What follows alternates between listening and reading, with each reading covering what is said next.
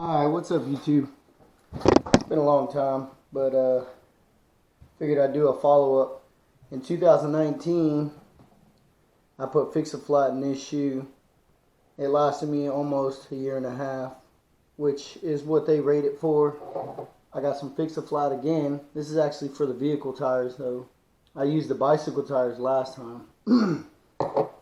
So, as you can see, it re-flattened out again. So, I'm going to try to re-air it up. Apparently it's supposed to have around 25 pounds of pressure, at least what I read. So you can see the shoes are all dirty. I was using them in the yard a lot. Anyways, so what I read in the comment section was that there's actually, it's kind of gross. There's actually a spot to put the needle on the inside of the shoe. I don't know if you could see that. There's a little black dot on there, but it doesn't look like it's typically able to be re-tapped, and I don't really feel anything in there, but I guess I'm going to try to air it up from there if I can get the needle in. If not, then I'll go ahead and just re-puncture the hole that I made on the side in the previous video, and I'll try to do that again. Thank y'all for being patient with me. It's been kind of hectic, last year, so I figured I'd go ahead and make a follow-up. But it did actually last 2 years. One thing that I regret from the first time is I didn't put a lot of pressure in it. I regret not checking the pressure in it, which is going to be kind of difficult because I don't really have a means to check it. I mean, I have this digital gauge, PSI gauge. However, the thing is, once I remove the FixaFlat from it, from the needle itself, it's going to be hard to gauge what the pressure is without releasing air pressure off of it. So I'll have to check it pretty quick. I'm going to try to capture that in the video, but if not, worst comes to worst, I mean, I'll just gauge it again. These shoes are pretty much experimental. What I want to try to do in another one is pop it and show y'all how to detect an air leak other than the visible or physical feeling of the flat tire on the shoe. Alright, so I don't know where that came from, but so I got a couple cans, but I'll get right to it. So the first thing I'm going to try to do is insert the needle. And these, actually, you can buy these at Walmart for like, I think you can get like a pack of 2 or 3 for like $1 or something.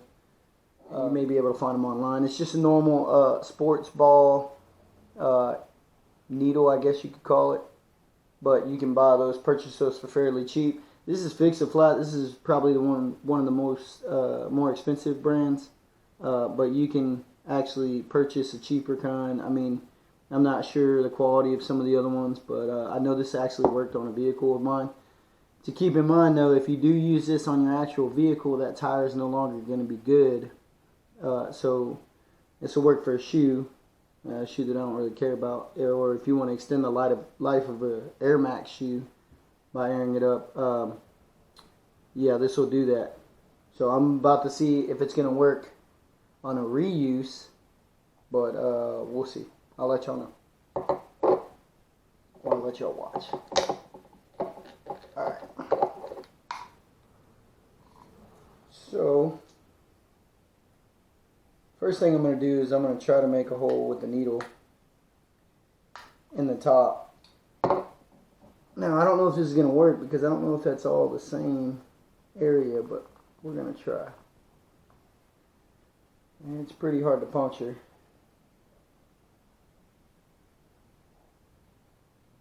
And I don't want to bend the needle because I only got one this time. I had a couple last time, but alright, so it doesn't seem to be working from the inside. If you guys know a better way to make a hole in there, or how you're actually supposed to do it, leave it in the comment section. But for now, I'm going to just re-puncture this hole that I made on the side.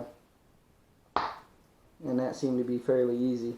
The only bad thing is it's also going to be kind of hard to, like I said, to check the pressure in there. But I'm going to try to put close to 25 pounds.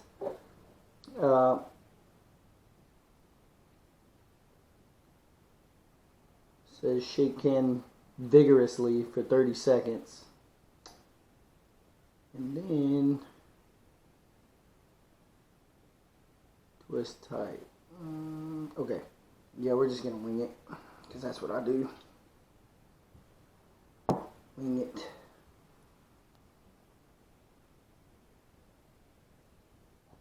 Alright, I'm going to remove that real quick.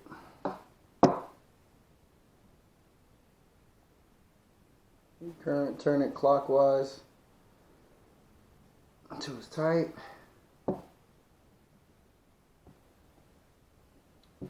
Alright, one thing I kind of forgot was some tape. I'm going to cover that hole with some tape. It seemed to work last time. I'll see if it works this time.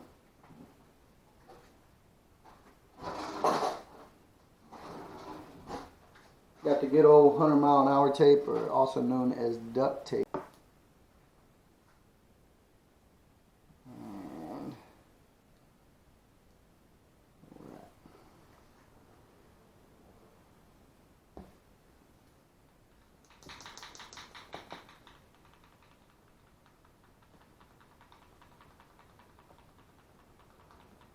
And now you want to be careful, because if it regularly takes 25 pounds, you don't want to explode the whole thing, and then you're going to have a mess. I hope this napkin's big enough, but we'll see. Alright, that's good enough. Like I said, I'm going to wing it.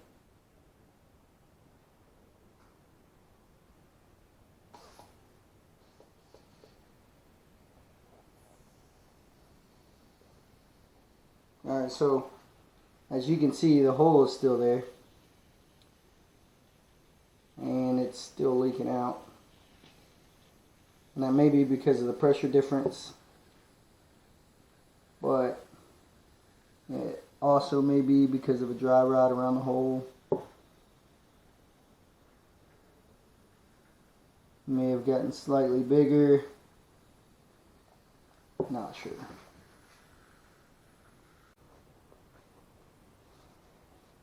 Alright, so it didn't seal the first time. And that may be because I used it previously and it's no longer going to seal it. But we'll try it one more time. I think this time I'm going to have duct tape on a little bit closer and ready to go. That way, if that happens again, I don't have a huge mess. I can do it this time. Alright, here we go again. So, alright, ladies. Alright.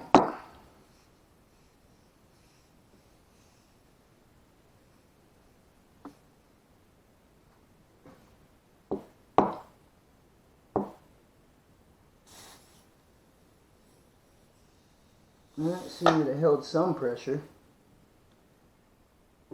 So maybe I just put too much in it. That could be the reason.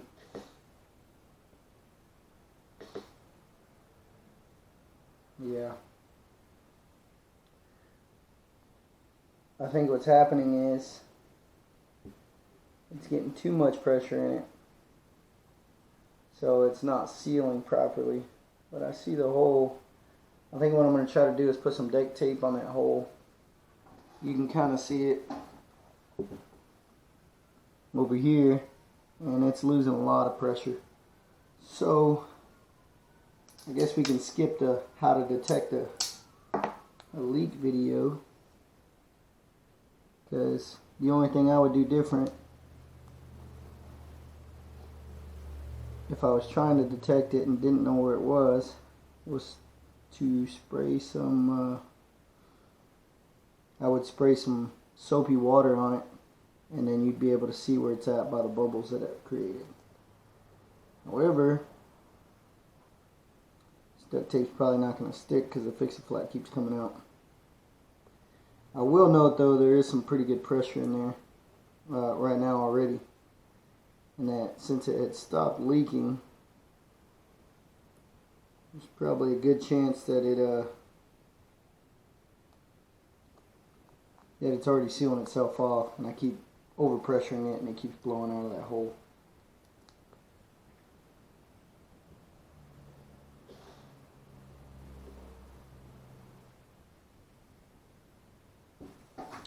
I'm going to just hold some manual pressure on it.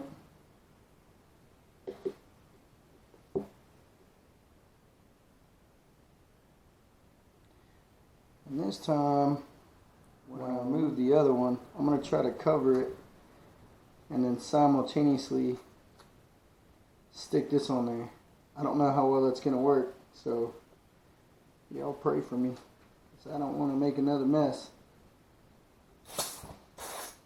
Alright, I got it that time, but I'm going to have to hold some pressure on it for a while. And I think what I'm going to do is I'm going to hold both sides. I don't know how long this is going to take. Hopefully not long. I'll trim the video so you guys don't have to bear with me.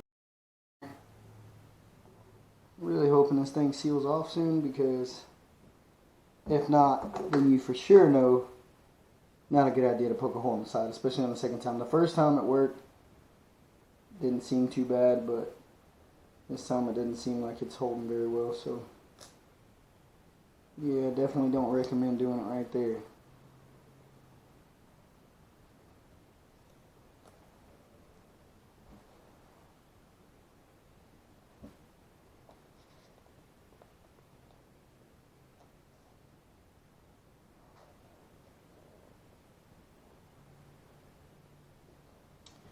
Yeah, I don't know. I think what I'm going to do is I'm going to go ahead and try it on the other one. I don't want to waste time with this. Alright, so there you go. Don't poke a hole in the side, ladies and gentlemen. Not a very good idea. Also, these are the black ones. I have some clear ones that I'm probably going to try out too. That the other day I put them on. I've had them for like 3 years now, 2 or 3 years. And yeah, probably 3 years. And now they seem to be losing air or something like that, cause, or maybe I'm just getting fatter. Either way, yeah, doesn't look like that's working. All right.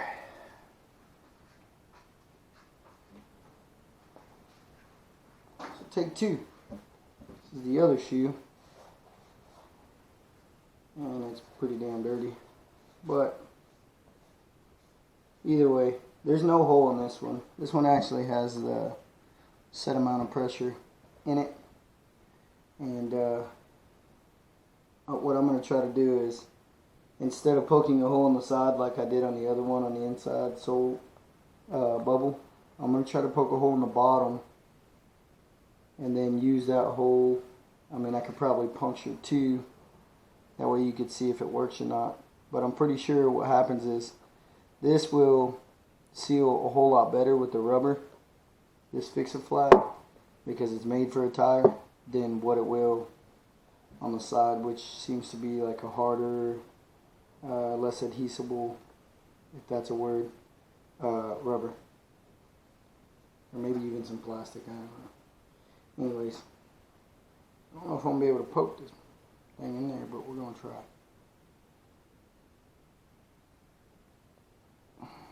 Important note, if you do have to make a hole, hopefully you can use the same hole that you created or stepped on something or whatever to insert the needle, and then that would probably be a whole lot easier.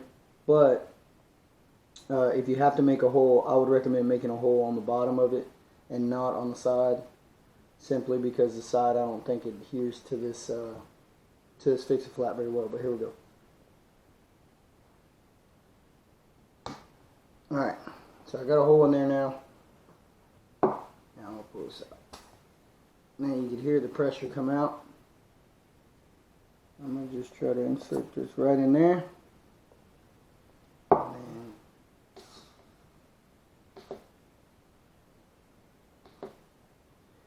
So hopefully you have a hole that you can use like that on the bottom of the shoe.